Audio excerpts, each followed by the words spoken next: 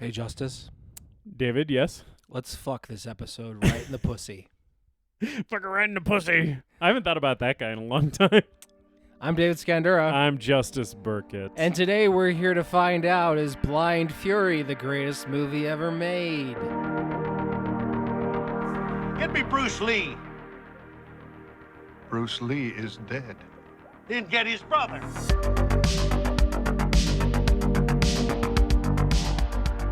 I've heard and felt things you people wouldn't believe. The voices of a bunch of racist Mexican stereotypes. Sho Kasuji's face. The most annoying child in Florida. That dog turd or whatever that fucking kid fed me.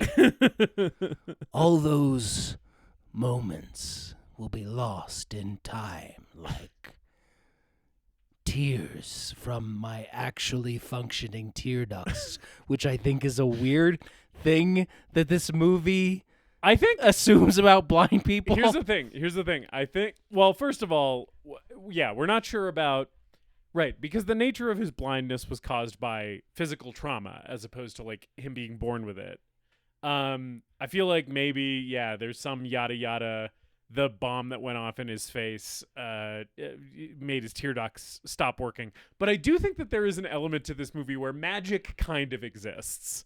Certainly. So because his tear ducts magically start working at the end of the movie after being set up as, like, that's a thing that he can't do anymore. But also, he does magically know when his sword has been thrown out of the truck, and there is a magical little flute motif as it goes flying out the window, and he's like, my soul is connected to that cane sword. I mean, very true, but it also, like, I feel like, don't tear ducts, like, lubricate your eyes, which is a wild sentence that I just said. Yeah. Like, I feel like your eyes wouldn't work without them. Yeah, I think so. I don't think that the writers of Blind Fury were, believe it or not, experts on the condition of blindness or indeed the human eye. I think that's a fair assumption. I think that they were kind of like pulling a lot of shit out of their asses. He needs to be a blind swordsman. Let's just fast track that as fast as we can. They were like, it's the 80s, Daredevil comics are already out. We kind of know what this is. You know, like, isn't it cool when a guy with a sword is a badass and he can't see? Like, doesn't that make him more badass that he can't see anything? Well, this is apparently a remake of I'm going to butcher this name, the Zaitauchi samurai series from Japan. Okay, I did not know that. Which has a blind swordsman in it, but got it. Which is a weird thing I didn't expect about this movie when I was doing very cursory research today. Yeah. I'm welcome to the greatest movie ever made. I'm David Scandura, joined as always by my co-host Justice Burkett. Yes, and the greatest movie ever made is, of course, the show where we watch a movie and tell you if it's the greatest movie ever made. Yeah.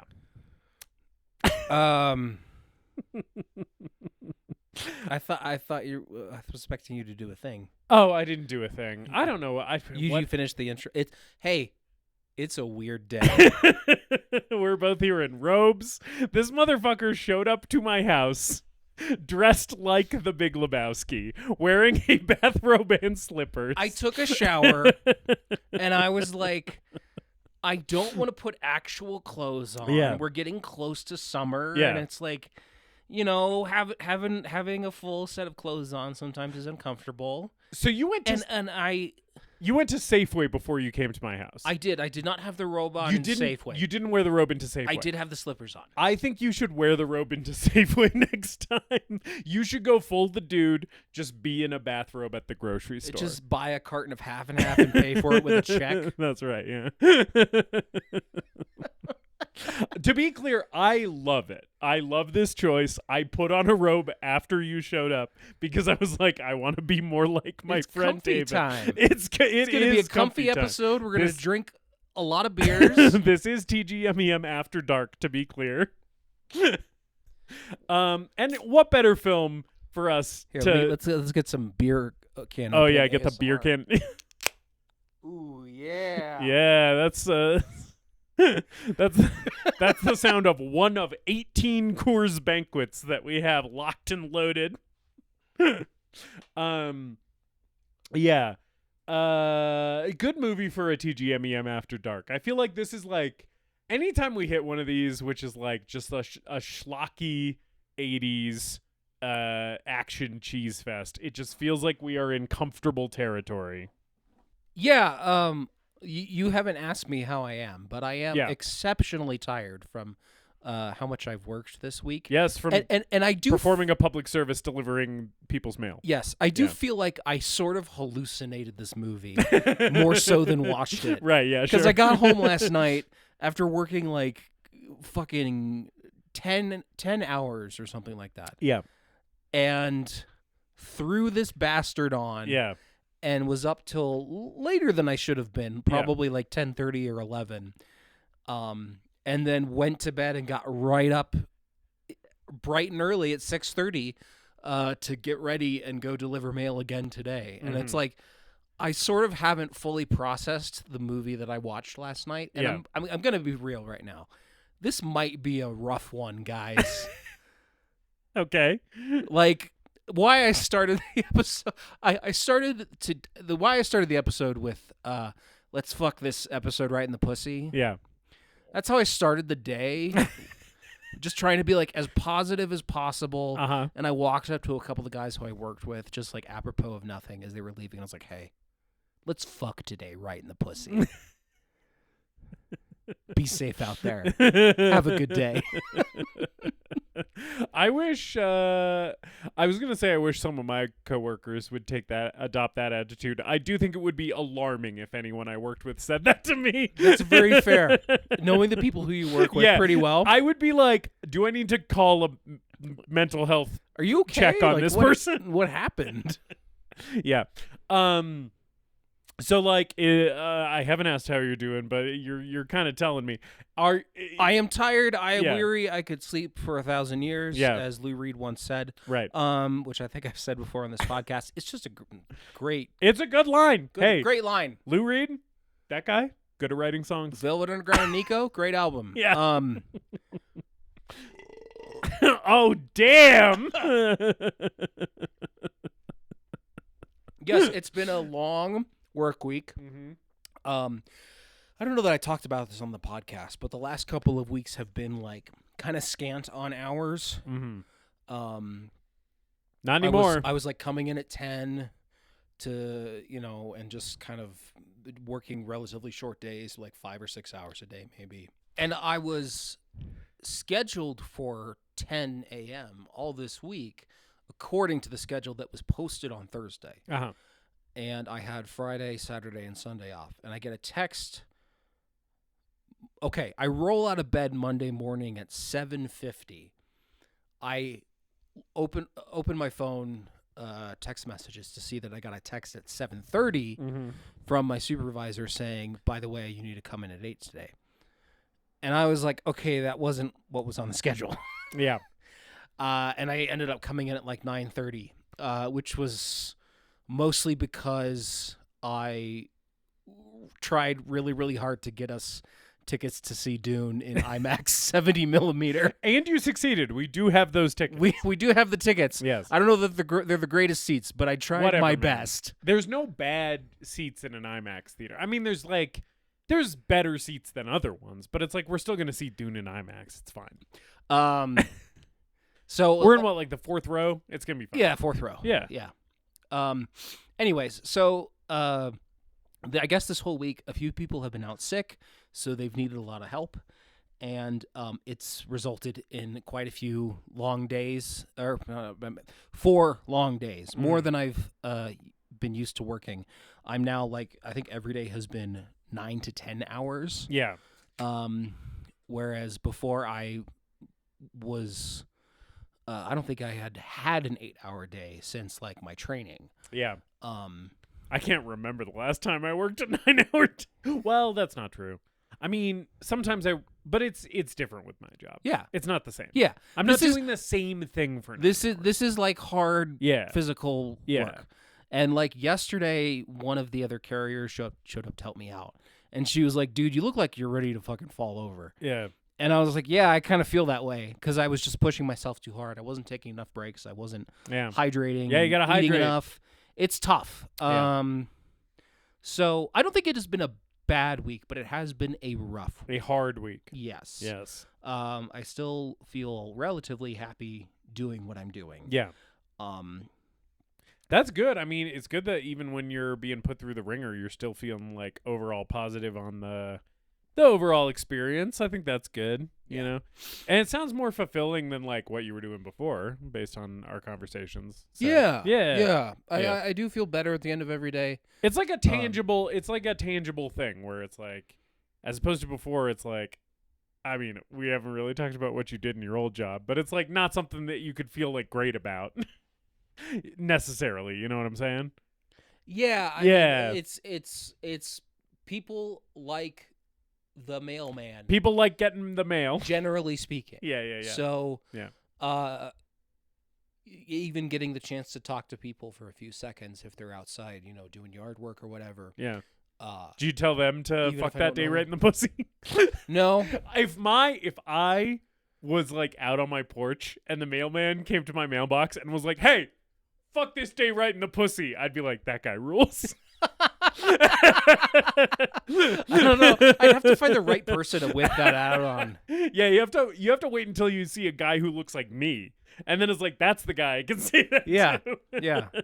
Yeah. You Fuck can't this just say day, you can't just say that day to right in the ass. Let's stimulate this day's prostate. Anyway, as far as things to recommend. So anyway, I'm very tired. Yeah. I hope this episode goes well. Yeah. Just putting it out there. I think so far it's going great. Okay, cool. We've only best done this one ever. Many people 100 are saying.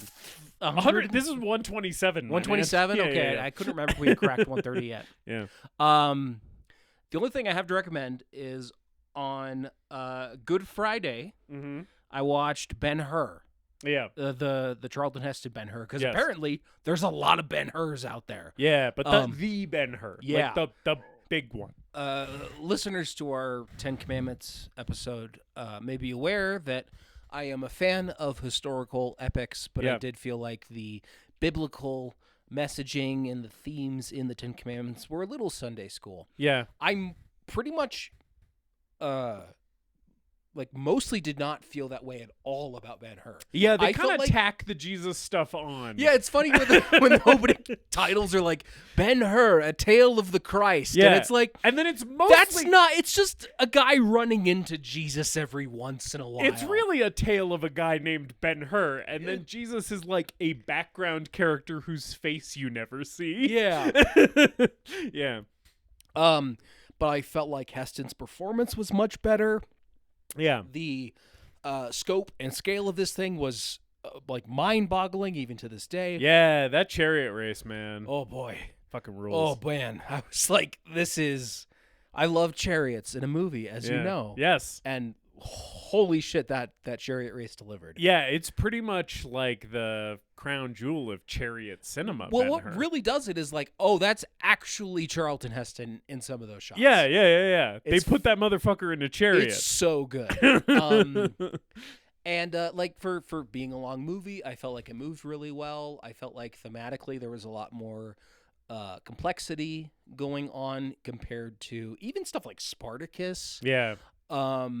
It had a lot to say about identity and honor and duty and morality. Yeah, and there's then, like class stuff in that movie too. And then it ties in the Jesus stuff at the end, which I'm not sure how well that worked for me, but I think it did work better for me than the 10 Commandments. Yeah.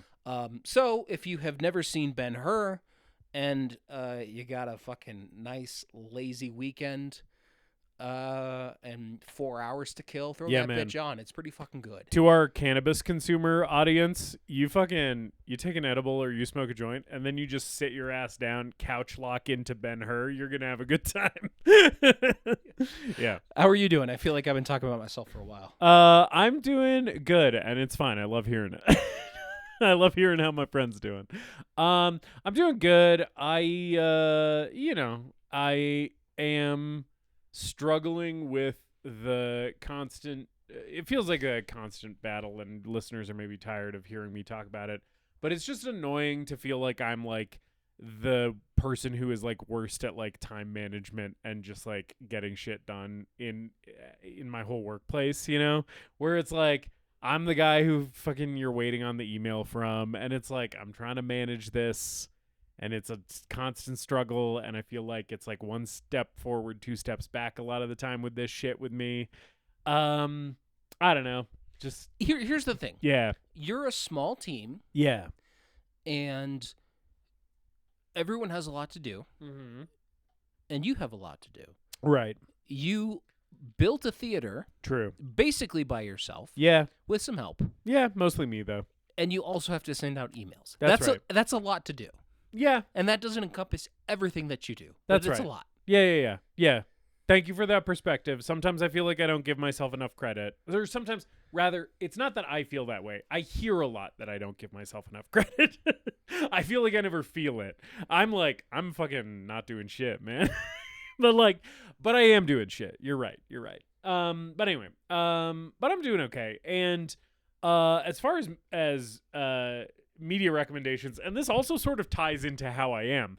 I have had a couple of excellent watches. I watched Blade Runner recently for the first time in a very long time. Great movie, obviously. But also, the real event in the last week for me is I watched Michael Mann's Thief for the first time because I had heard Thief was amazing. Thief is like one of the best movies I've ever seen. Oh, wow. I know. Shocking opinion from a white man in his 30s. I know. Blade Runner and Thief, good. Right. All of that, yada, yada. Well, you said Ben-Hur good, motherfucker. That's like a fucking almost 100-year-old take at this point. Yeah, but how many Michael Mann fans are watching Ben-Hur? Right. Well, me. I don't know. I've seen both of those movies. But yeah, fucking Thief is so good, dude. Thief's good. Thief is I need to watch Thief again. Fucking good. I need to watch Thief again, and I watched it less than a week ago. What you need to do is watch Heat. Yeah, I need to watch Heat. You're right. And if I don't think we're going to do this, but one of my theme month ideas was the Summer of Scores, where we do a bunch of heist movies, and we were going to watch Heat. Yeah. But you should just watch Heat. Yeah, I should watch Heat. Like, I don't know, like watch Heat this weekend. Okay. Like watch, like I can go home, or I can stay here right now. We could watch Heat tonight. We could just stop doing an episode about Blind Fury and just watch Heat right now. We'll keep recording the episode, and this will turn into a live episode on Heat.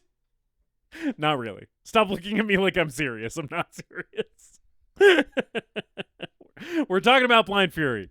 I'll watch Heat. I will watch Heat.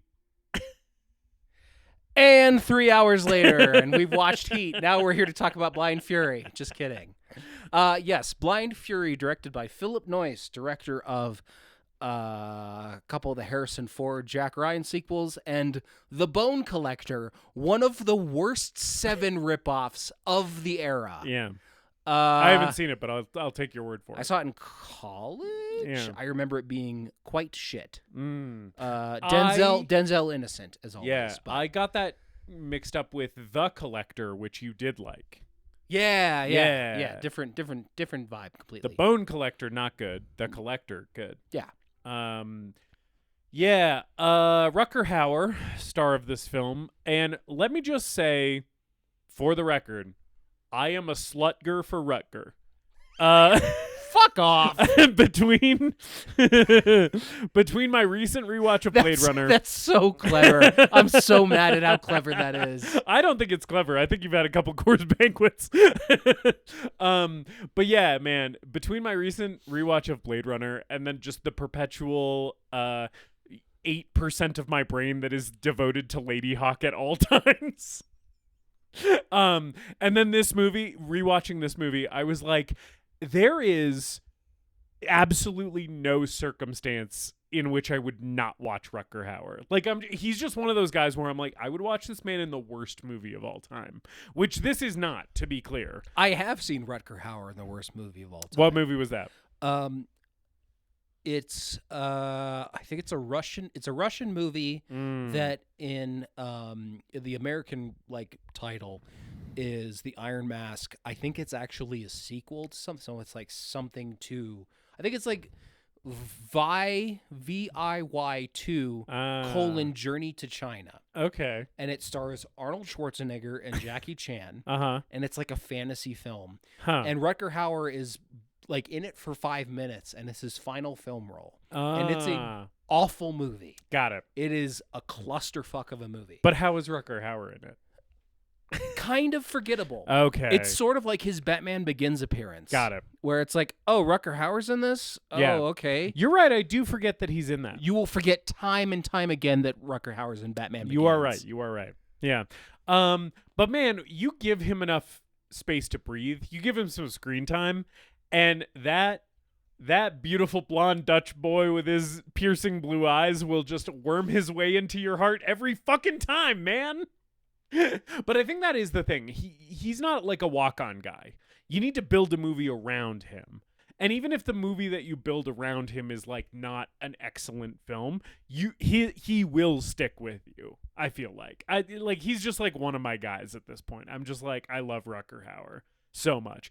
Rewatching Blade Runner, it is amazing that by the end of that movie, you're like, this is Rutger Hauer's movie. This is not Harrison Ford's movie. Like, by the time he's doing the Tears and Rain thing, you're like, he's the hero of this story. The character who has an arc and motivation and all of that is Rutger Hauer. Yes, yeah. And it's like the movie hinges so much on that performance, and like he enters the movie and you think, oh, this is going to be like the Terminator, and it's like, no, actually he is the most human character in the entire story. Yeah. Congratulations, you've discovered the point of Blade Runner. Well, fuck off. But like the point I was trying to make is that Rutger Hauer good. Okay, fair enough. You could have just said that and we could have moved on. I love him. Yes. I love him. I also love Rutger Hauer. Yeah. My hot take is that Hobo with a Shotgun is maybe his best performance. He is great in that. I think for me it's Hobo with a Shotgun, The Hitcher, where he plays the fucking devil. Yeah. And then, but like a kind of sexy devil. Oh, definitely. And then Blade Runner. Yeah. And then Blind Fury is somewhere. It's somewhere on the list. I think you're crazy to put Hobo with a Shotgun over Blade Runner, but I respect it. It's insane, but I respect it. I think what he's doing in Hobo with a Shotgun is like, I watched it again recently. It is so specific and calculated. Yeah. And like, compared to other actors of his stature, right, coming back to do like low budget action movies or, you know, the Red Box action movie or what have you. Of course, Red Box isn't a thing anymore. He is making so many choices in that movie that I wouldn't expect, you know, fucking John Travolta or like right Steven Seagal to making a direct to video I think low budget movie. Travolta I think is a good comparison point for Rutger Hauer, because even though I don't think his star ever shone quite as bright as Travolta's did, like I don't think he was ever quite as big as Travolta was at the height of his fame, they are sort of similar guys in that both of them made like the majority of their career on action movies. Like both of them are like big action fair guys, but both of them also have dabbled in other worlds. Like Travolta has done some like serious dramas. He's done some like romance movies and stuff. And similarly, like Rutger Hauer, it's like he's an action guy, but he's not just an action guy. He also does other shit. And so I feel like that is like a pretty good comparison point. And I do think like between the two of them, I feel like Rutger Hauer has like a higher hit rate for me than similar guys of his ilk. He's just like, I don't know, he just feels like a consummate professional. And then I was like doing a little bit of research about this movie, not a lot, but like he studied with an actual blind man to like learn the mannerisms and stuff. And he did like a month of that. And then like while he was filming this movie, he would get up at like 4:30 a.m. to like do swordsmanship training with Shokasugi, which I'm pretty sure they brought Sho Kosugi onto this movie as like the sword expert guy, and then they were like, "Hey, if we throw another $1,000 at you, will you also be in the movie?" Yeah. That's sort of the vibe of him in this movie. Is it's like they remembered they had a martial arts legend on set, and they were like, "Hey, instead of just teaching Rutger Hauer how to use a katana, will you fight him? Can we just film one of your practices as part of the movie?" Yeah, well, it's like the villain of this movie is a fat old guy who runs a casino. Yeah. That's not a very good fight against No. Rutger Hauer. We Yeah. need to have someone that he can face off against. Yeah. Okay. A lot of people in this movie who are Mm-hmm. TGMAM alum. Yeah. Obviously, Rutger Hauer coming back. This is probably the biggest gap Right. Episode between 2 episode 2 to episode Lady Hawk. 127. Yeah. Yeah. Rutger Hauer's back. Yes. We also have Meg Foster returning. Previously, last scene in Lords of Salem, Yeah. in which she is playing like a haggard crone, talking about like the devil's fucking the devil being birthed from the folds of a cunt or whatever. yeah, she's she probably saying in the movie. has as much screen time in this movie as she does in the flashbacks of Lords of Salem. But you know what? The amazing thing about Meg Foster in this movie is that she shows up because this movie is so much about Rutger Hauer's piercing blue Dutch eyes, right? as almost every Rutger Hauer movie Yes, is. it is. It's this movie is so obsessed with those fucking sapphires that he's got in his skull, right? And then like Meg Foster opens up that door, and suddenly her eyes upstage Rutger Hauer's eyes, and they are just in a blue eye competition for that whole scene. In a way that I was like, this is fascinating. Yeah, and I can tell you, Yeah. Meg Foster won. Yes, as she always does. Absolutely. Yes, if you put anyone in a blue eye off with Meg Foster, they are losing. If you look up piercing blue eyes in the dictionary, you Yeah. will find a picture of Meg Foster. I'm pretty sure that for the White Walkers in Game of Thrones, they just CGI'd Meg Foster's eyes into all of those ice zombies. yeah. Yeah. She's had more spice than anyone on Arrakis. Right, yeah. Because her eyes are so blue. Yeah. We also have Sho Kosugi returning from Ninja 3: The Domination. Of course. A movie that a like cinematic masterpiece. yeah, and a movie that shares a little bit of DNA with this movie, I feel like, but maybe not as much as I would like. You know? Yeah, This, I mean, this movie did kind of remind me of the type of movie that Ninja 3 is. yeah. And then there were moments where I was like, I kind of wish this was more Ninja 3. Yeah. you know? And do you know who the other returning person is? I absolutely do. Lisa Blount, who was, of course, in the cast of Prince of Darkness, our 6th episode of all time. In that as a, redheaded baddie physics student. And in this as a trailer-dwelling hick. Why is she in this movie? I don't know, but I'm sort of glad she is. I like her. Like, Yeah. I love her in Prince of Darkness. I think she's and she's maybe not the standout of the Prince of Darkness cast. Well, of course she's not the standout. I mean, that's such a stacked cast. She's probably landing like 6th or 7th, but like that's no fault of hers. But like she's good in that movie. I think she's fun in this. She's doing like a silly hick accent.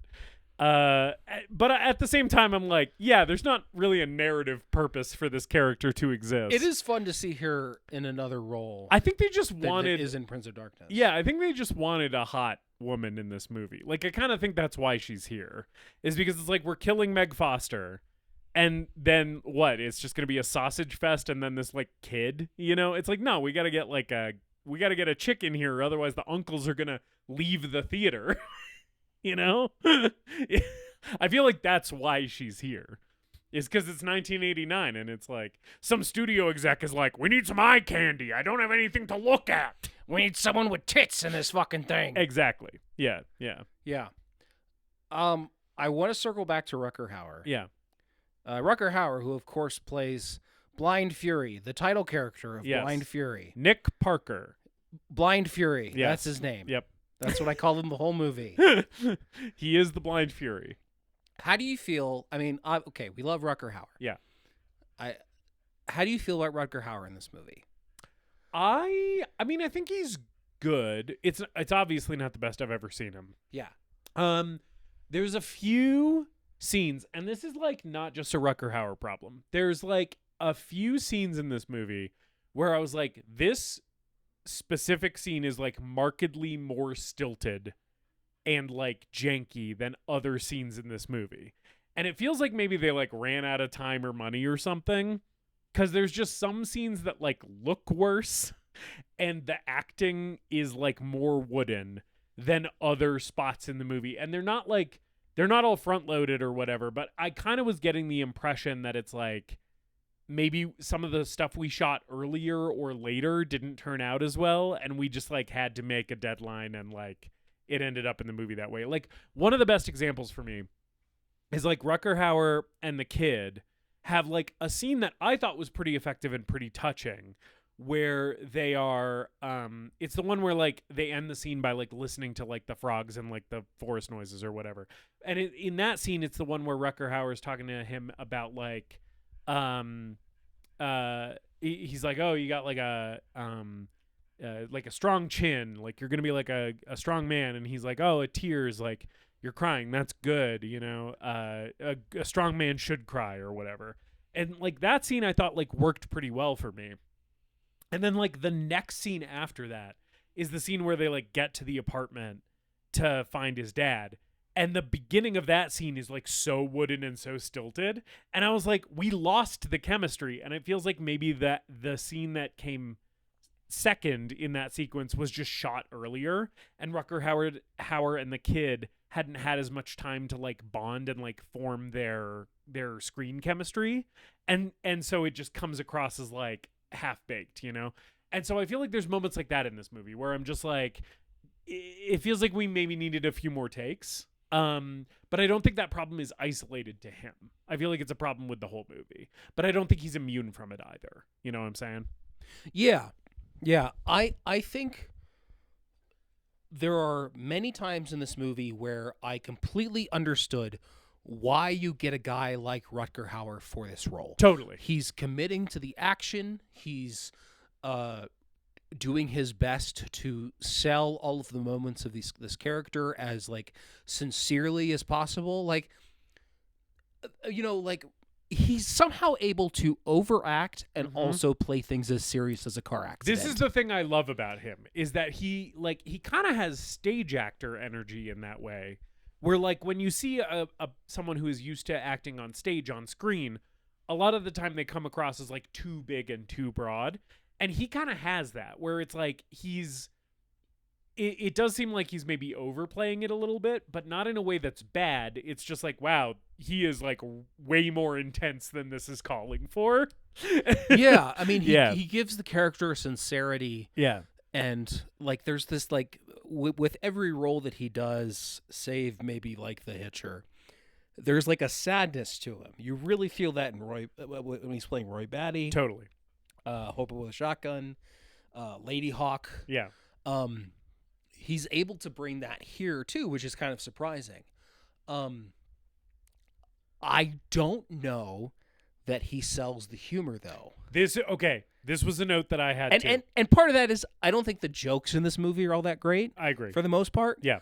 But when Rutger Hauer is trying to throw out one-liners, yeah, I kind of feel like this movie it's indicative of a lot of the other problems this movie has. Yeah.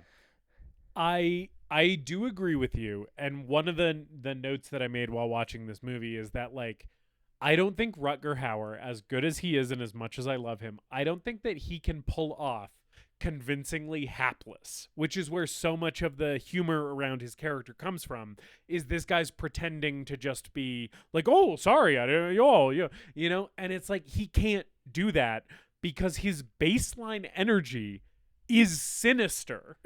You know, like you look at him and you're like, that guy is not a hapless buffoon. That guy is a badass. Like he just radiates it, you know? And so anytime he's trying to like do the Mr. Magoo shit in this movie, it's like, it doesn't really work because you look at him and you're like, I know that guy could kill me. You know? Yeah. I don't think it really works. Because he's too sinister. He has too much like violent energy. Also, like the inciting incident of the film takes place during the Vietnam War. Yeah. Where does it. He's blinded in an attack. I love the establishing shot where it's just like right away the movie has to let you know in no uncertain terms this is Nam. Yeah. The camera like crawls through like fucking burning helicopter wreckage and shit, and then he like gets caught in a big net. Yeah, that was like I was also like surprised at the movie's budget and scale. I thought this was going to be like much more low budget. No, yeah, it and, seems like it's cheap. like real legit production. Yeah. Yeah, I was a little surprised by that. But he gets blinded in Vietnam. Yeah. And then the movie jumps ahead 20 years after he does his sword training. Yeah. And it's just Rutger Hauer looking the exact same. One of my favorite things in this movie is when we jump 20 years and we're in Miami, Florida, and it's like, wow, just downgrade of the century. We're going from this like elaborate Vietnam set to this just fucking state route in Florida. They had planned to make sequels, and I do think you can tell from the end of this movie. I do think we were robbed of a Blind Fury franchise that's just Blind Fury in new location throughout the world. Right. Blind Fury righting goes wrongs. He's in Texas now. This one's in London. He's always befriending a child. Yeah. Oh, I hope not. Yeah. Okay, so this is.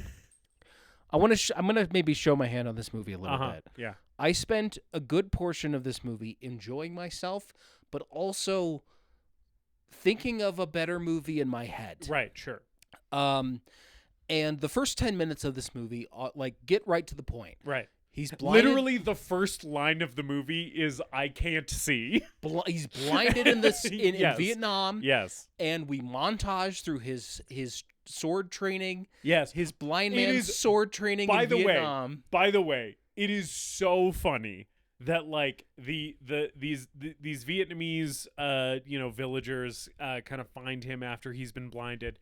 They sort of take him in, and then they decide to teach this white GI right. to sword fight as a bit. It seems to be as a bit. Because like the village is gathering around him, watching him blindly swing at fruit and laughing uproariously. Like this is the entertainment for the evening. There's like Vietnamese dialogue in this movie. Yes. And they talk, but it's not subtitled. No, so they just at some point decide to train him to be a swordsman. Yes. And again, it seems to be just to have something to do. It's like for a lark. You know, it's like, let's just teach this GI how to fight with a katana because it's like, what else are we going to do? It's a fucking Sunday, you know, like, so they haven't built a multiplex yet in Hanoi. We're just going to teach this gringo how to fucking. You can't go to the movies on Friday. Might as well go down to the hut and watch Rutger Hauer. Watch his honky swing a fucking sword around when he can't see what he's swinging at. Yeah. Yeah. So all that happens, and it's like, okay, great. We're getting Blind Fury's training during the opening credits, and it's all very loose and not really set up or grounded in reality at all. I like as it to though. how I'm this kind of vibing how this blind man can learn to be a swordsman. It's all right. I've seen John Wick 4. I like when he gives that. his sword trainer a hug. That's so nice. Again, so I'm like, okay, this movie's good. This movie's immediately working for me. This is going to be a great 90 minutes. I'm going to just like have a ball with this thing. Yeah. And I did enjoy this movie. Yeah. And then we get to the credits, and it says also starring. We get also starring. Yeah. We get Sho Kosugi, and I'm like, fuck yes. Which like that is a also starring Sho Kosugi is a lie. And but I'm riding high at this point. Yeah. And then the final credit of the main cast comes up, and it says special appearance by I think it's special appearance by Sho Kosugi and a few others. Yeah. And introducing some fucking name you haven't heard of as Billy, and my heart sank. Yeah. That the dictionary definition of foreshadowing happened where I was like, oh Uh-oh. no. Yeah. Because, dear listener, Yeah. Billy is a fucking piece of work. Justice, we've been, I think, spoiled for great performances by Right. children and young adults. March Sadness really set us up for success as far as child performances Great. were concerned. All of those performances were great. Yeah. Oh boy, Yeah. did we get a fucking whiplash with this movie. And I have to say that I think Billy is maybe one of the worst children I have ever seen in a movie. Okay. I would say second worst compared to the kid in Over the Top, who is fucking abysmal. I would rather watch Jake Lloyd in The Phantom Menace 20 times before watching the kid in Over the Top. Yeah. And maybe like 10 times before watching Billy in this movie. Wow. Okay. So, like, I'm not going to fully disagree with you here because I don't. I do think this kid is easily the worst part of the movie, like, hands down. And also, like, most of his stuff doesn't work for me. But this is going to be, for me, this is kind of like a 70-30 situation with this kid, where like 70% of the time I'm like, "Hoo boy, like get this kid out of here, like I can't with this." And then 30% of the time I'm like, he's kind of doing okay for me. And so like I get what you're saying. I don't have him ranked quite as low as you do, but like I don't love this performance either. None of it works for me. Okay, some of it was working. Absolutely none of it works. Okay. Okay. He looks like a fucking douchebag. Just looking at his little shit face. By the way, this guy's And older his- than us, so it's fine. We're not and his punching hair. down. This dude's like 50 now or whatever. I want to kick him over a fence. He does get thrown the fuck around in this movie. Though, Yeah, it was pretty which I good. think is one of the things that That was pretty good. I think that's one of the things that makes this movie work better for me than it otherwise might, is that it's like the kid's annoying, but also we're just hurling him across rooms. He's tripping in the mud and we're laughing at him. When he trips and falls face first in the mud and Rutger Hauer just starts howling with laughter. I was like, man, I feel like you couldn't do this in a movie now. Like, if you put that in a movie now where the hero of the movie is laughing at a kid who fell face first in mud, some studio exec would be like, nah, the families aren't gonna, and it's like, no. And then he like feeds Rutger Hauer a rock saying it's candy. Oh, it was a rock. And then, yeah. I thought it was like a dog turd or something. No, it's a rock. Okay. And then Rutger Hauer spits it and it hits him in the face.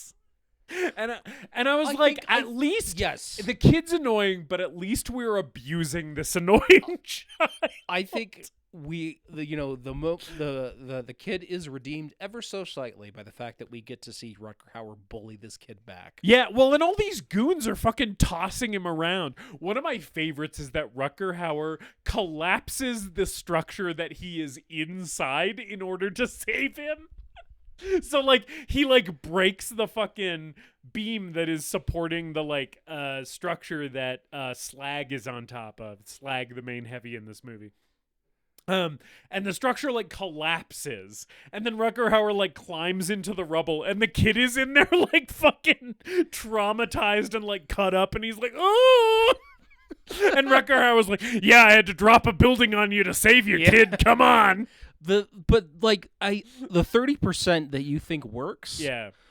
I think his performance varies so wildly. Yeah. Not just from scene to scene, but shot to shot. Yeah. Like take to You are take. right. It is so clear to me that his parents, his acting coach, maybe even the director, are standing next to the camera telling this kid how to deliver his lines for every single fucking take. Yeah. So when he's, and to be clear, when he's shitty and an asshole, it feels that way. When he's just like stilted and awkward and doing kind of like the normal, not so good kid acting, it feels that way. Yeah. And when he tries to sell any sort of emotional moment with Rutger Hauer, because this kid also shares the exact same arc as the annoying kid from Over the Top, where it's like they're totally at odds. He's running into this father figure, and then by the end, he's crying, and they love each other, and they've been on this road trip and this adventure. Yeah. Whenever this fucking shit kid has to cry in front of Rutger Hauer, it is so like scrotum crunchingly awful. That's a weird sentence that I just said. It is agonizing to watch this kid act. Yeah, the one time that it worked the best for me is when it was silent, which is when Rutger Hauer tells him that his mom's dead. Because they do that. Rutger Hauer like delivers. But you can't even the camera pulls back. You don't even fucking see the kid's face. No, I know, but he's not acting. Yeah, but I like that he's like shaking his head and then he runs away and shit. And it's like that works fine, and it's good that they did that for that moment. Yeah, because it works best when you're not. Yeah, when the camera's not right up in his face. But that's not a performance. That's hey kid, shake your head and run away. Right. Yeah. You know? But it that is showing that the director at least knew how to use the actor in that moment, right? Which is like, this moment's going to be most impactful. It's going to be most effective if we put the camera at a distance and don't focus on him as much, right? And let it kind of be like a moment that we're viewing from a distance.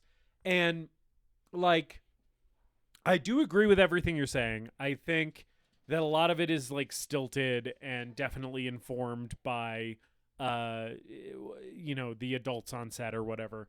I do want to just say for the record, because I feel like we talk a lot of shit about kid actors on this podcast, justifiably, right?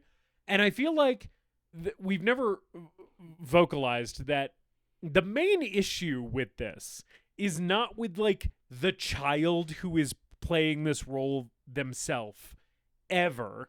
It is the system that exists in Hollywood to pull performances out of children, and like maybe this just shouldn't exist. It is like maybe like we just shouldn't be pulling kids out of school who are not fully emotionally developed and like making them be in movies, right? Like and maybe parents shouldn't like get their kid acting early in commercials. You're right. And they, 5,000 kids across the country audition for it is a systemic problem for sure. Yes. I think the result of it is bad kid performances that we malign, but like the system that creates bad kid performances is put into place and perpetuated by adults. It's bad direction. Yeah. It's strange parenting. Yeah. It's this kind of like sheltered existence that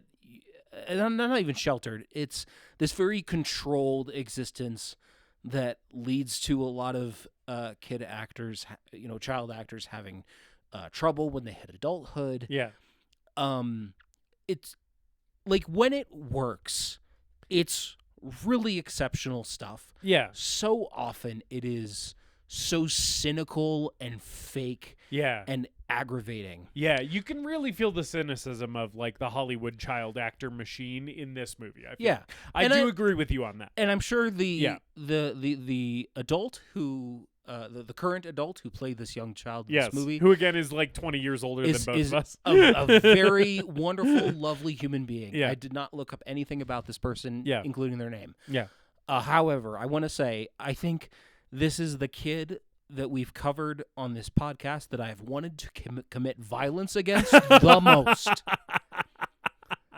Wow. I do want to run this kid over with a car. Wow, damn. Watching this movie, it's funny that you say that, because watching this movie, I was like, this movie came out before Terminator 2. This does feel like, I know Edward Furlong's older. Give me Edward Furlong in Terminator 2 any day of the week over this fucking kid. But I was like, this does feel like a proto Terminator 2 dynamic, where it's like, oh yeah, this unstoppable badass and this fucking insufferable child. That's true. I mean, that's true. It is like, this movie plays its hand really early in terms of what it's going to be, where it's like a, the kind of archetypical action hero character, man with no name figure, rolls into town and has to escort this kid across the country to defeat the bad guy, and he's protecting this kid. That's very true. That it sets that up very early. It's very obvious. There's parallels that you could draw to Terminator. Again, I do want to say, I think Edward Furlong maybe does not give a great performance in Terminator 2. Yeah, you think? But I think we have been too hard on that boy in Terminator 2. Last time I watched it, I was like, okay, the dialogue is kind of cringe. Blame that on Big Jim. Yeah. But this kid has actual chemistry with Arnold Schwarzenegger. Sure. There is Yeah. no chemistry between this kid and Rutger Hauer. See, and that's where I disagree with you. I feel like it is there in little tiny moments, but I agree it is not consistent throughout the film, and that is a big problem. There's a couple moments in this movie where I was like, that was all right, so I didn't unilaterally hate it as much as you did. Yeah. I'm also not defending it though. It's bad. I just think you're saying it's the worst, and I'm like, this is maybe D-. I'd have to go through and think about the ones that we've. Yeah. I think it's the worst we've covered on this podcast. Okay, that's for possible, sure, but definitely not the worst I've seen. Also, I'm like, the kids in Willow were worse than this, but they're not in the movie as much. That's the thing, right? Yeah, that's where I'm coming from. Yeah. That's part of it. Okay, we'll move on. Yeah, from we can't harp on this for but I do want to say the movie that I thought of in my head. Yeah. Does not have a fucking kid in Well, it. of course not. We jettison that immediately. Yeah.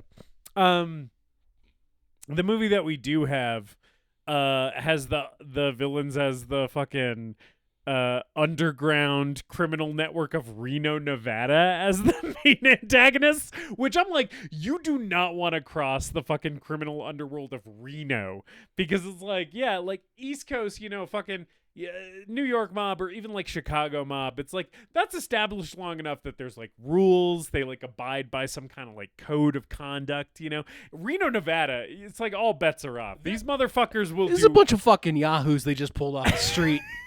I love when we hard cut to a guy being dangled off of a roof by his ankles to introduce the villains of this movie. Yeah, not just a guy. Terry O'Quinn, he of Lost fame. Yeah, bald dude from Lost. Yeah. Terrence O'Quinn in this movie, who is balding in this, but surprisingly has hair. It is crazy that Terry O'Quinn. We are meant to believe that Terry O'Quinn in this movie landed not just Meg Foster but also Lisa Blount in this movie. I'm like, what kind of game are we supposed to believe that this fucking thin-haired dork has, He's sexier in Lost than he is in this movie. Fucking 15 years later. That dome, brother. Yeah. He's dealing with those wisps on the crown. It's nah, dude. We can't be doing. Especially because he's basically Gail Bedecker from Breaking Bad in this. Yeah. Yeah, where he's forced he's to cooking make up the blue stuff. He's forced to make the blue magic or whatever. The blue meth for the drug dealer. Yeah. It's a drug that they're not really specific about, right? But it is very blue. Quite blue. And he's got his little chemistry set. Yeah. Yeah, it is funny when we cut to it and it's oh yeah, this is the lab in Gus Fring's fucking laundry facility or whatever. Yeah, no, right. So Terry O'Quinn is a chemist. He's a genius chemist. This is a thing from Vietnam with Rutger Hauer's character where it's oh yeah, he was always good at making explosives or whatever. So he's run afoul of the Reno, Nevada mafia. The interracial Reno, Nevada mafia. Yeah, taking all kinds as long as you look like a pig fuck. You want to know my favorite shot in this movie? Yeah, is Rutger Hauer and bald guy from Lost going up the what's it called, the cable car? Yeah, the ski lift cable car or whatever. And it cuts to the station at the top, and it's just a bunch of fat guys that are balding and of various races, all holding Uzis, and they just unload on them. I'm like, that's just a bunch of fat, ugly piece of shit looking dudes, and I am so here for it. Yeah, my favorite fucking fat piece of shit is McCready is the main villain, right? He's like the head of this like crooked Reno casino or whatever. He has like a number 2 whose name is like Cobb. And he's like the really like truly like a very portly gentleman. I thought his number 2 was Slag. Slag's kind of the heavy. Okay. But he's like Cobb is like the guy who he's always talking to. Like the guy in all of the scenes with McCready, he's like the guy that McCready's bouncing stuff off of. Okay. Right? And And he's like the older guy. He's in a tux. Yeah. And he is like rotund. This dude is like, you don't see guys this fat in movies anymore. This guy has so many chins. This guy has like, this is like a gout actor, you know? Yeah. You can like guy. smell the gout on him when he shows up in the movie, and I'm just like, I fucking love this guy. When he goes up to the penthouse, and he like tells the guards not to let anybody else up. He's like, send up some roast chicken and chocolate pudding. And I was just like, God damn. You know he's dipping the chicken in the pudding. I wish we cut to him eating that chicken and pudding. Rutger Hauer's like fucking like doing his roulette scam down below, and we just cut to this guy and he's like just dipping a chicken drumstick in some chocolate pudding. Yeah, I love that guy. And like all of the goons in this movie too, like good goon performances as well. Like you got a lot of guys with faces, you got a lot of ugly mugs in this movie, but I feel like you also have a lot of guys who are like just making full use of their like 5 minutes of fame in this movie, where it's like, I'm in a movie, I'm just gonna fucking dial this up to 10. There's the guy in the cornfield with the bag of popcorn whose name is Popcorn. Yeah, we know his name is Popcorn because like someone just shouts popcorn at one point. And where's popcorn and snow? Yeah. Presumably the other guy was named Snow because he does so much blow. Absolutely. Yeah. He just loves Coke. Yeah. Yeah, man. And he like Popcorn's like wearing overalls and he's just got like a he's got like a big overall gut. He's running through this the cornfield. gut that like pokes out the sides of overalls. He's running through this cornfield chasing Rutger Hauer, who is a deranged, blind swordsman. Yes. And he's just munching on a bag of popcorn the whole time. He's like running full speed as fast as a fat guy like that can run. Right. And just housing popcorn. Yeah, the way Rutger Hauer dispatches popcorn and snow is pretty funny too. He just steps out of the corn and goes, shoot! And then steps back, and then popcorn just blows snow away. I think that's my favorite kill in the movie. It's really funny. It's I like really it a lot. good. Yeah. I also like the guy whose hand he cuts off, and we get like a little dummy hand with some blood on it. Yeah, so here's another thing about this movie. Yeah. Why are we not seeing Kill Bill-esque geysers of blood shooting from people I do sort of agree every with that. time they get cut with a sword? We already have the R rating. Let's just go for it. And like this is one of the things that was making me be like, this movie should be more like Ninja 3. Because in Ninja 3, we're like going for it. Like people are like bleeding and gushing all over that movie. And in this movie, it's like, yeah, you get a hand chopped off here and there. You get a little bit of blood. We see like a couple gunshot wounds. We like get a squib or two, but it's like not at the same level as what you want it to be. Like I wanted this to be like Cannon Films insanity, and it's just not quite that. I mean, people are getting like, they're getting their throats cut. They're getting cut across the chest and the stomach. Yeah. I think the only really big dismemberment that we see is that hand early on in the movie. Yeah. And I'm like, I want to see just fake blood spraying all over this place. And Right. it's also just like jarring and kind of breaks the reality of the movie for me, where it's like, I cut this dude in the throat. Can we at least get like some blood on Rutger Hauer's face? It is also or crazy. something? It's crazy how many times he dispatches a goon who then comes back later and is revealed to still be alive. It happens so many times. He kills. He kills kills Slag like 4 times. right, and Slag just keeps coming back, The one time which is fun. yeah. But like, it would be much more fun if Slag just got like progressively fucked up in this. Yeah. He like shows up at the end and he's like a fucking zombie. I was thinking it would be funny because like there is the scene where like in the cornfield when Slag's on the roof of the structure and he cuts the thing and knocks the building down and like cuts Slag. Slag is then revealed to still be alive because he was wearing a sword-proof vest. but he like comes back to life. He like wakes back up during like a thunderstorm, and I'm like, if a bolt of lightning just hit him and he resurrected like Frankenstein's monster, extra half-star for this movie, which unfortunately does not happen. No. For a second I thought it was going to, because there's like thunder and lightning when we're like zooming in on his body in the cornfield, and I was like, I swear to God, if a bolt of lightning from the sky just brings this dude back to life. He does come back to life with a Frankenstein-esque yell, though. I do love that this guy is just going, "Ah!" so much in this movie. It's great. This actor's name, by the way, is Randall (parentheses Tex Cobb). Yeah. Who has been in a few movies. He's credited for Raising Arizona, Liar Liar, Ace Ventura. I've seen Raising Arizona, but I don't remember him. But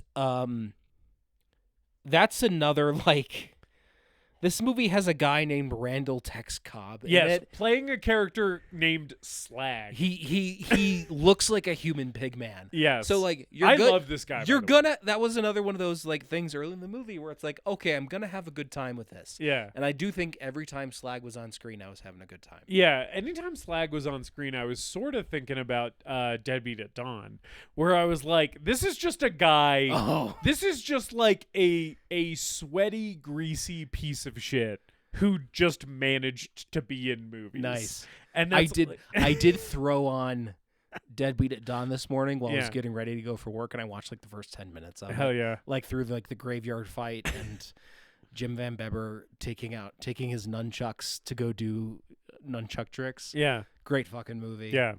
By the way, no disrespect to Randall Tex Cobb calling him a sweaty, greasy piece of shit, because like takes one to know one. Oh, sure. And here's the thing. Yeah. If this was played by William Forsythe, I would be like, yes, William Forsythe, one of our greatest living actors. Right, yes, of course.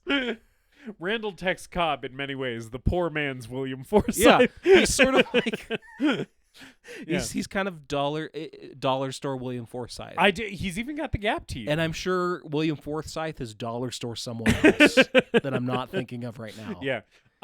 Yeah, no, I like Slag in this movie. I like that he keeps coming back like the Terminator. That's a lot of fun. I like that he after the Shokasuji fight at the end, he like shows back up and is like, "Motherfucker, I'm still alive." Yeah. He works as like the main like heavy of this movie.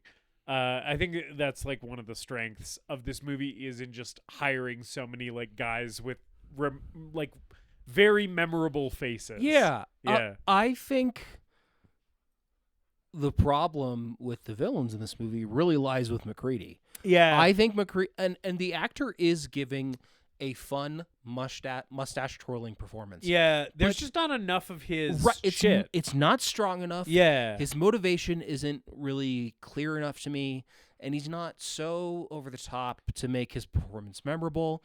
And it's like you got Shokasuji right there, who has a great fight with Rutger Hauer at the end. Yep. What if the villain of this movie was just Shokasuji? Yeah. Doing, I can't remember how much he acts, like how much dialogue he has in Ninja 3. Yeah. But like, yeah, the blind swordsman has to face off against another swordsman, and he's the real villain of this thing. Yeah. You could, I don't know, like maybe Instead, he's just sort of like maybe he has some other disability that he's overcome with his.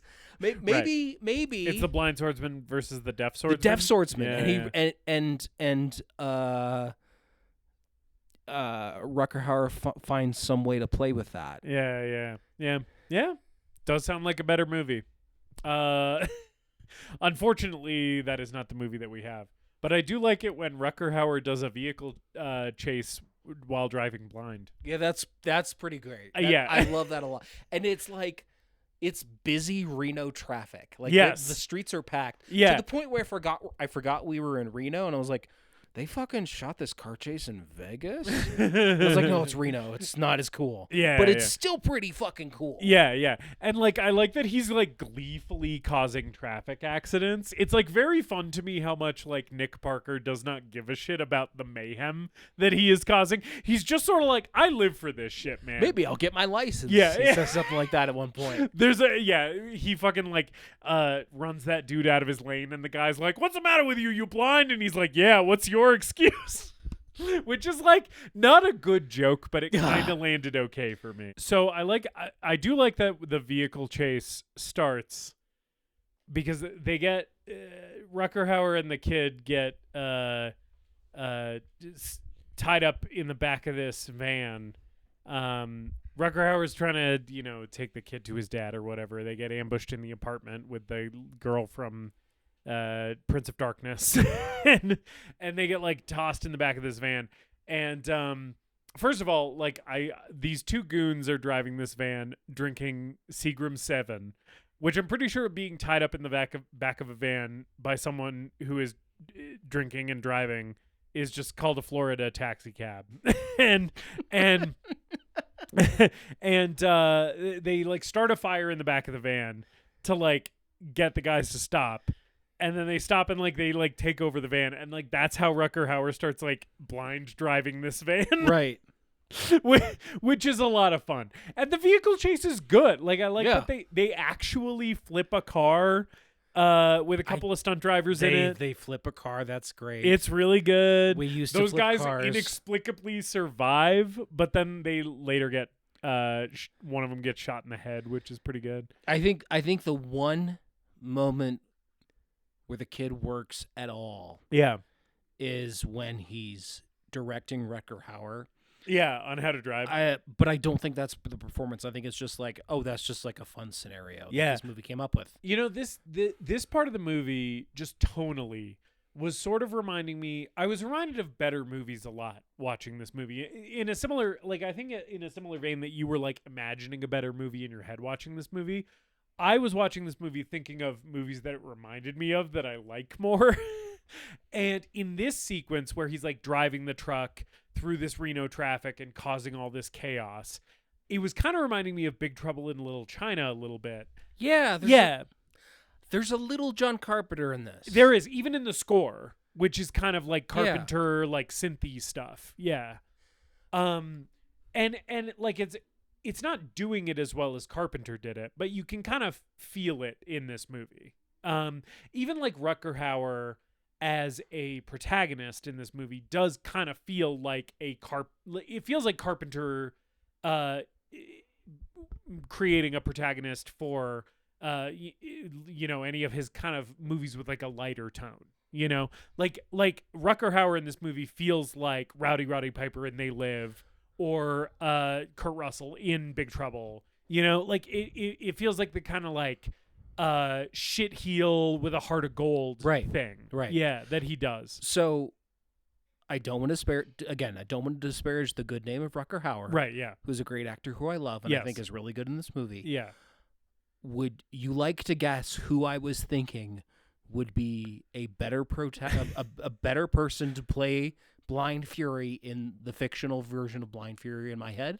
Kurt Russell probably, right? No. You did just say his name. Wait, Rowdy Piper? Absolutely. I was like, because part of it, because like Rutger Hauer clearly a guy who's more known as a wrestler than an actor. He put in some work for the Rutger Hauer put in some work for the sword play and stuff like that. Yeah. But I do feel like the movie cuts around him a lot and it feels choppy. Yeah. Sword pun. I do feel like I'm losing a bit of there's like times where I feel like we're cutting to a stuntman too much. Yeah, or sure. a double.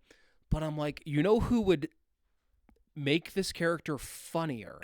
Who would deliver on the martial arts action aspect of this character and also just like play a funny, kind of bumbling asshole with a heart of gold? Rowdy Piper. Sure. Right. Yeah. But I don't know if he has like the soul that Rutger Hauer does. Maybe not. The deep sadness that Rutger Hauer has, I feel like works for me in this movie. I like how haunted he is. I think there's a little bit of that in Rowdy Roddy Piper. Have you seen him in It's Always Sunny in Philadelphia? No, I have not. He plays a washed-up wrestler called the Maniac. Oh, that's fun. Who's like homeless and drunk and insane. Yeah. And there's it's one of like his last roles before he passed away. He only did like a couple appearances. Yeah. But he's talking to the main characters of Sunny, and he's like, "I like you guys. You remind me of my kids." And Dennis is like, "Oh, you got kids, Maniac?" And he's like, "No, not anymore." And it's so sad and also hilarious. Rowdy Roddy Piper, maybe not a great actor, but you give him the right role. Yeah. You write something for him, and he crushes it. I feel that way about him in They Live. Yeah. He is so good in They Live. He's so right for that character. Yeah. What if we had Blind Fury that was... I will say... I hate to be... This is like... I hate to be the guy who's like, I can make this movie better... and I have a better version That of is it in my literally head. what you're doing, though. That seems like that seems like such a shitty, like normie ass thing to do. But also, I couldn't stop thinking about it while watching this movie. Yeah. I respect it, and at least Rowdy Roddy Piper is like a left field choice. And I do want to say, Rutger Hauer is the best thing about this movie. He's great. Yeah. But in a funnier, more violent, more over the top version of this movie. Yeah. Give me Roddy Piper. Yeah. I was just thinking, because this movie kind of like tries and I think mostly does not succeed at blending its like darker tone with its comedy. Black comedy never done better than in It's Always Sunny in Philadelphia, though. I've been thinking about rewatching that show a lot lately. That's one you can just throw on. I've been watching a lot of clips on YouTube. Oh yeah. The compilations. Yeah, that's what'll get you. I watched. You haven't thought of the smell, you bitch. I watched an entire episode of It's Always Sunny. Yeah. While I was taking a shit, and I was able to picture every scene in my head just hearing it from the other room. Yeah. You know one of my favorite and I think undersung episodes of It's Always Sunny in Philadelphia is the one where Dee joins like a pyramid scheme where it's like I'm on that one. Yeah. That was like the last one that I watched. That is one of my favorite episodes of the whole series. And I think that I think that show is so full of great line deliveries by hilarious comedic actors. But I think like the crown jewel of that show for me is stop eating berries. You've had enough berries.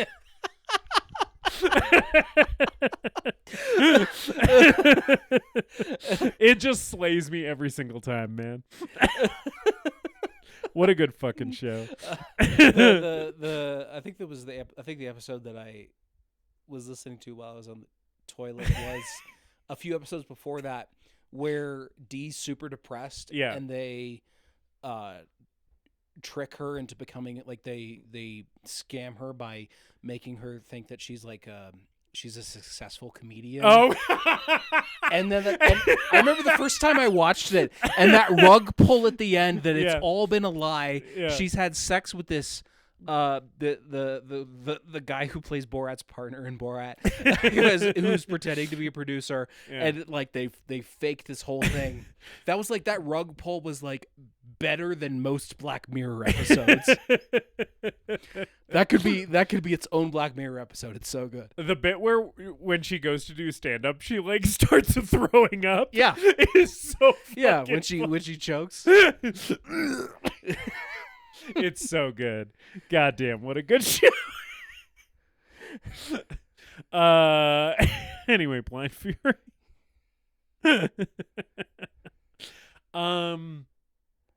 Yeah, I don't know. What else do I have to say about this thing? The sword fight with Sho Kasugi at the end is really good. It's great. Cool. And the sequence before that where he takes out all the goons, he's like in the it's like a roller rink or something with the lights and the speakers and stuff. because basically, like, Rutger Hauer reunites with Frank Devereaux, Terry O'Quinn's character, who is like the guy from his unit in Vietnam who like ran off and was like being a hero, and that's why Rutger Hauer got blinded, is because he was trying to save his friend, right? And they reconcile in the cable car. He's like, I forgive you for, running off and me being blind or whatever. But then they're like storming the compound to try and take out MacReady, and the fucking Frank runs off again, and Rutger Hauer's by himself, and he's like in the roller rink, and then like Frank, Terry O'Quinn, shuts the lights out, and so that like Rutger Hauer has the upper hand because he's blind. And the way that like we set up this action sequence where one of the guys is like, I can't see anything, and Rutger Hauer's like, that's where I live, and then he just like takes all these dudes out with the sword. I agree, like we're like relying a lot on quick cutting, we're seeing the stunt double a lot, but like it's still cool shit. I like this sequence a lot. It's still fun. Yeah. Yeah. And like I think that's one of the better sword fight or sword play moments in the movie. I think prior to that, I do feel like there was too much quick cutting, and some of that has to do with like the lack of blood and gore in this, where it's like I feel like we're cutting dudes down, and then the camera or the editing's just cutting to the next move, and there's no fluidity between the movements. Yeah. And we've been spoiled, right? Like we've talked about like shit on this podcast, like The Raid and John Wick, and it's like this choreography is not even coming close to that. Oh, I watched The Killer, directed by John Woo, in theaters, and oh my god, like some of the best action that you'll ever see in a movie. But this sword fight is still like passable. Like I was still like, oh yeah, I'm having a good time with this. This is fun. And I kind of wish more of the movie was this. This was also a moment where I was like, I wish more of this was Ninja 3, because Ninja 3 gave us more of this. Yeah, the Shokasuji fight is great because it's like I'm actually watching a guy doing all of these movements. Yeah. And we're not cutting to a stunt double. Yeah. And also it's fun that he gets electrocuted in the jacuzzi. I love Chekhov's electrified jacuzzi. That's like fun. the fucking like electric thing like falls in the jacuzzi early in the fight, and then they're like avoiding it for a while, and I'm like, Shokasuji's gonna get zapped by this electric hot tub. Also, I love when he kills Devereaux and Devereaux falls out the window. Yeah, and there's this cut to this optical effect of Devereaux falling off. It's not this... Devereaux, that's Slag. He cuts Slag in half. Oh, yeah, right. And Slag comes in at the end. He kills Rutger Hauer.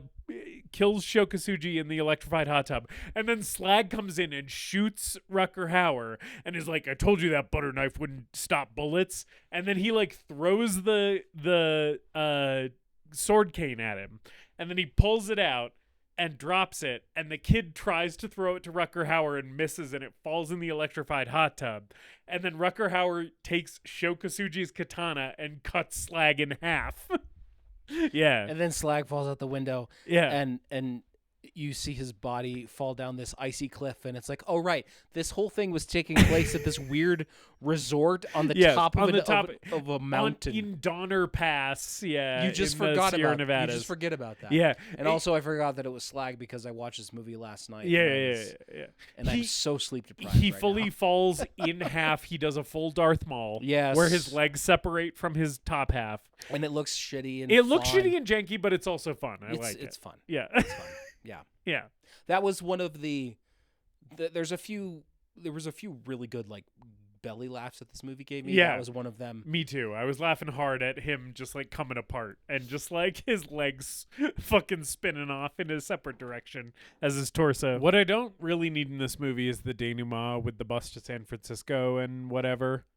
Like I'm kind of like, yeah, you can cut Slag in half and kill MacReady and then just like we can just get out of here. Right, we can just roll credits. Yeah. And it's like this movie to its credit is I do like the really long shot of Rutger Hauer walking into the sunset. Yeah. On his way to the next He's walking into Blind Fury 2, man, which never happened. Fury 2 he never got. I really wish that we had continued with this character because I feel like that Nick Parker had more to give, you know? And I feel like I feel like Blind Fury 3 would be where this series really hit its stride. That's what I was thinking. I was thinking it would be like yeah. Blind Fury 2, Blind Fury 3, those would be the fan favorites.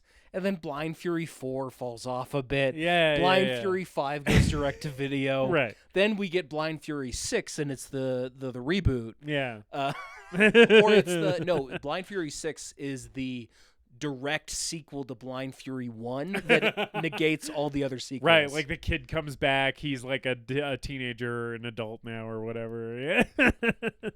Yeah.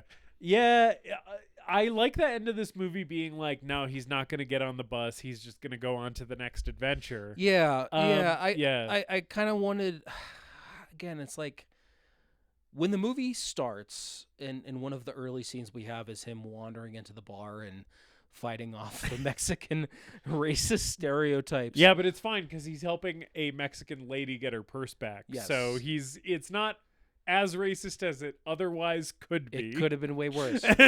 I was like, the perfect setup for this is like the drifter who wanders into town and fends off the gang. Yeah. I will say instead of the kid-friendly road movie with this fucking shit-ass kid. But anyway, those Mexican guys picking a fight with him at the bar, though, they didn't know what they were walking into with that hot sauce trick because this motherfucker lived in Vietnam for years. He is accustomed to spice. Yeah, that's true. They try and pull the hot sauce switcheroo where it's like, do you want mild or hot? And he like dumps a bunch of hot sauces on his burrito. This burrito, that by the burrito way, looks like fucking ass. it looks like shit. It's like a cheap tortilla and beef, and that's it. Only meat inside. There is not nary an onion nor a cilantro to be found. It's not even burrito sized. No. It's closer to like a taquito or a Yes. flauta. Yes. It is literally just like a taco-sized flour tortilla wrapped around some beef. I'm glad we brought that up. I was thinking about it the whole time I was watching the movie. I was like, that burrito looked like fucking shit. And then he dumps all this hot sauce on it. And Rutger Hauer's like, yeah, not hot enough for me. And I'm like, yeah, this motherfucker lived in like a rural community in Vietnam. He is accustomed to spice. He's also probably just accustomed to people Yeah. fucking It because is crazy how everyone in this movie sees that he is blind and is immediately like, how can I torment this guy with a disability? Let me hate crime this man. Right. It's wild that like everyone's first reaction to realizing he's blind is being like, hey, fuck you, blind guy. Why can't you fucking see? It's like, calm the fuck and down. The kid's the worst at it. Yeah, he does give him the middle finger. Like, Which is like from the beginning, this kid is like, yeah. oh, this blind guy who just wandered into my life and is going to shepherd me and protect me now that my mother has died. Right, and I'm going to torment this guy with a disability. Fuck this guy specifically. Yeah. For being blind. Yeah.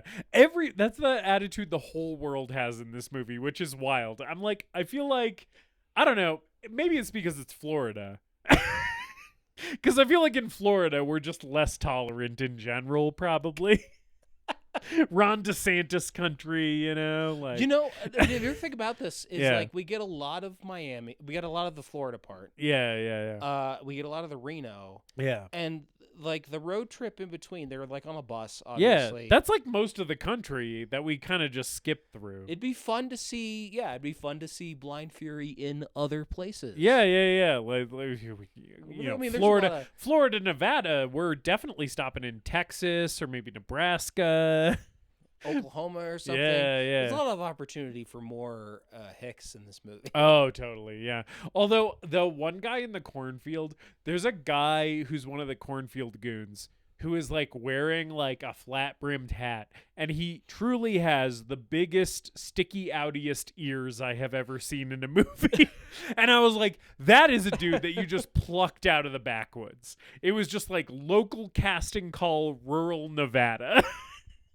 Or like Tallahassee, you know, and like that's how we found this dude. Yeah. Is there anything else to say about Blind Fury? I don't know. Probably not. I mean, there's not a lot, you know. It's Rutger Hauer killing guys with a sword cane. Yeah, and like not as bloody as we would like. Yeah. But you know, you're in and you're out. It's 86 minutes. It gets the job done. It is a brisk little film. I will give Yeah, it that. yeah. One thing that you can say about this movie does not outstay its welcome. Absolutely not. Yeah. Yeah, no, we're probably good. Okay, cool. Justice Yeah. is Blind Fury, starring Rutger Hauer as Blind Fury himself. The greatest movie ever made. David, as I said, I am a slutger for Rutger, and I love seeing this Dutchman, this dearly departed. I'm a whore for Hauer. I'm a slutger for Rutger, and I'm a whore for Hauer. Yeah, I love seeing this blonde, blue-eyed, gorgeous little Dutchman do his thing, do his sad, contemplative, world-weary thing in a movie. That does not immediately make this the greatest movie ever made, however, because it has some shortcomings, such as it is burdened by a mostly bad child performance, and it's not as batshit insane as I would like it to be. I really wish that of the Big Trouble in Little China or Ninja 3 or Terminator 2 paths, this movie had just picked one. You know, if we're doing the family-friendly, over-the-top action movie like T2, let's do it. If we're doing the oddball, wacko shit, Big Trouble, let's do it. If we're doing the batshit insane, low-budget, hyper-violent Ninja 3, let's do it. And instead, we kind of split the difference, and none of it really works that well. But I think this movie benefits tremendously from its casting. I think Rutger Hauer anchors this thing. I think all of these fucking pig-faced goons are a delight, and I love just seeing ugly motherfuckers in a movie. And it's, you know, you're in and you're out, and it's the simplest shit in the world. It goes down real easy. It's not the greatest movie ever made, but it's like, this is a fine time, you know? I enjoyed watching Blind Fury, even though there were movies that I was thinking about while watching it that are better than it. That being said, I'm on a Rutger Hauer kick between this and Blade Runner, and I'm probably going to continue. I want to watch more of just this guy doing shit, because, God, I love that guy. David, is Blind Fury the greatest movie ever made? Justice. I had a good time with this thing. It goes down real smooth, but I could not escape the feeling that there was a better movie that we could have made out of the bones of this thing, with a stronger lead actor, stronger story, no fucking terrible, annoying, cloying, disgusting little shit kid. A story that was a little bit more streamlined and violent and over the top and gory. Because I think this movie is just tonally confused at points. And like the family-friendly kind of aspect of it doesn't work. It clashes with the moments that are supposed to be more over the top and silly and violent. That's a good one. Leave that one in. I think the villain underwhelms, but all of the side players are great, and Shoko Tsuji is great. Yeah. Lisa Blount's fun, even though I don't know what her character adds to the movie. What she adds is the scene where the guy cuts his thumb on the katana and is like, lick my wound, and then she just bites his thumb. Yeah. That's why I'm glad she's there. Yeah. I don't know what... I do feel like John... Oh, by the way, the guy who says lick my wound, that is John Cassavetes' son. Oh, right, Nick Cassavetes. Yes. Forgot about him. Which is so wild that he's just like one of the fucking dim-witted duo of like comic relief baddies in this movie. Yeah. Is like, that's John Cassavetes' kid. I feel like the main villain's underwhelming. Yeah. We could have just had Sho Kosugi as the main bad guy, and it would be a lot more fun. I feel like the action has its moments, and it's, occasionally really entertaining, but also feels underwhelming at points. I just like, you were going to make a movie called Blind Fury where Rutger Hauer plays a blind swordsman, and it's like a shame that it's not the greatest movie ever made. Yeah. It's a real shame. And it's a fun movie. It's a good movie. You could do way worse. Right. But I did kind of feel like I really needed like a banger this week to just knock it out of the park. Yeah. And Blind Fury wasn't it. Yeah. There were so many areas where I felt like it could have been improved. But I did have a fun time with it. I think you could do a lot worse. So This is a no for me. Yeah. Yeah, double no, but a respectful tip of the hat double no. Yeah. I feel like. Yeah, that's Blind Fury. David, I don't know what we're watching next week. What are we watching next Why week? don't you pick one for us? What? Because I'm picking the I one picked after this. it. You want me to pick? Yes. You want me to pick, motherfucker? You want me to pick a movie for us to watch? Is it going to be an evil film? We're going to watch Neil Marshall's The Lair. Neil Marshall will be returning to the podcast for the second time after, of course, Centurion, however many episodes ago, with a movie that I have seen, but David has not. With one of his bad ones, apparently. But you'll find out. Maybe you'll like it. Who knows? Okay. Neil Marshall making an alien film, kind of.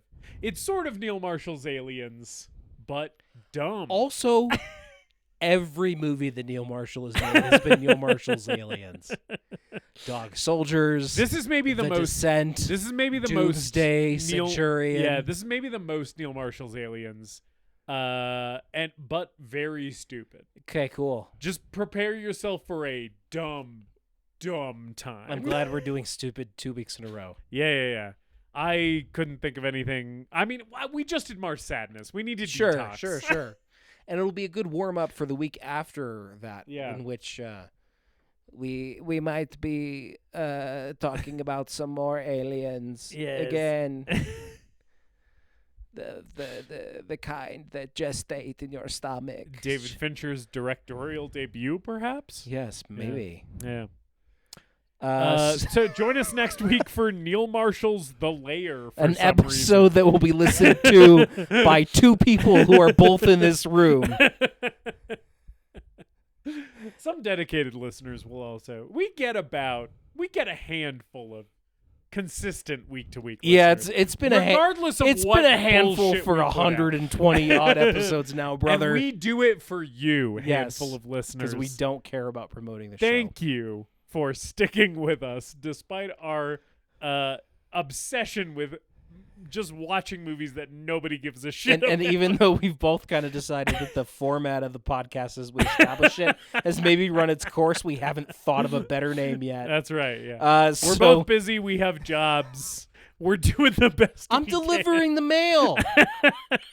I'm bringing you your paycheck. can. That's right. I'm bringing you that shit you ordered off of Amazon. You're bringing me a fucking ad from Anderson Windows that I didn't ask for. And you're also going to get a fuck ton of political ads coming up, buddy. Oh, boy. So, in the meantime, please spread the word about the show to Yeah. your friends. Uh-huh. And leave us a review. Yep. Follow us on Instagram at TGMEM_podcast. There it is. Send us an email. I feel like I've been doing that a lot. An email. Yeah, I've been slurring my words this whole episode because I'm tired. I've had a lot of beers. Leave us an email at thegreatestmoviepodcast@gmail.com. Yes. If you have a movie that you would like us to cover, maybe send us an email or leave us a comment, and I don't know, maybe we'll talk about it. Maybe. Haven't done it in a while. Maybe not. So, No promises. be good to yourselves. Be Yes. good to each other. Mostly that part. We love you guys so much. Join us next week for Neil Marshall's The Lair if you want. And as always, later dipshits. We hope you enjoyed this episode of The Greatest Movie Ever Made. Please remember to leave us a rating and a review, and to subscribe to the show wherever you listen. We appreciate you supporting the show and spreading the word. Tell your friends to listen, tell your enemies to listen, tell your mom to listen. If your neighbor has an unsecured Bluetooth speaker, connect to it and play an episode.